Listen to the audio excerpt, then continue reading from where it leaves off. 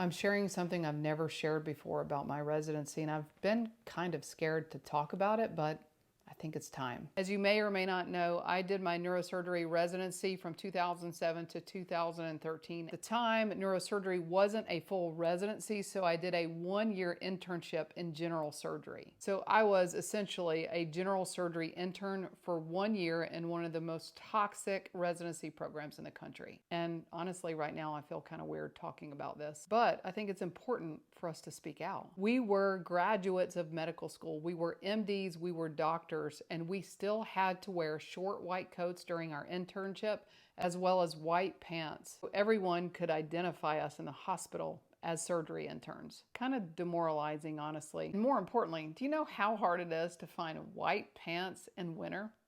Really hard. So back to my story. On our first day of internship, we were given this primer on how to swim with sharks, and I saved this because it had such a tremendous impact on that day and my training for me. We had our general surgery attending go through this trifold pamphlet on what it meant to swim with sharks. What does that even mean? It means that we're new doctors going into a pool of seasoned, trained doctors, meaning that we're fish and they're sharks, and you need to learn how to deal with it. And that's what we were told to do. We were told how to train ourselves on how to behave around sharks. That is normal, accepted behavior, and it is our responsibility to figure it out. It goes on to list 5 rules, including pictures, on how to deal with this, and I want to point out the 2 that stuck with me the most.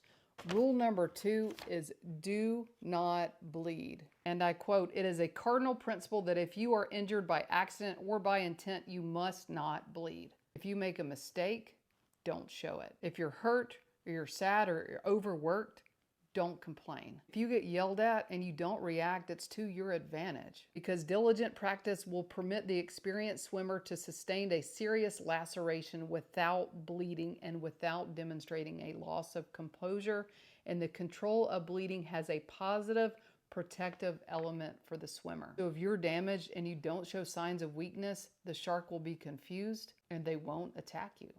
And that's what we were told. And the worst rule of all is rule number 4. Get out if someone is bleeding. If another swimmer has been injured, get out of the water promptly. Presence of blood and thrashing of water will elicit aggressive behavior in the most docile of sharks. So if someone else is struggling, you got to leave them to themselves so they can fend for themselves to save yourself. That's what I was taught just a few years ago on how to survive, is to leave my co-residents, my co-interns, out to fend for themselves so I can be the best, so I won't get injured. The sharks won't attack me. And I'll leave you with this picture. Your mind, give it up. What is that? You want to know why residents are broken and burnt out, or why we are the way we are. It's because of things like this. It's because of the things we're taught, and hopefully we can continue to perpetuate change and change the face of medicine and change the face of healthcare training.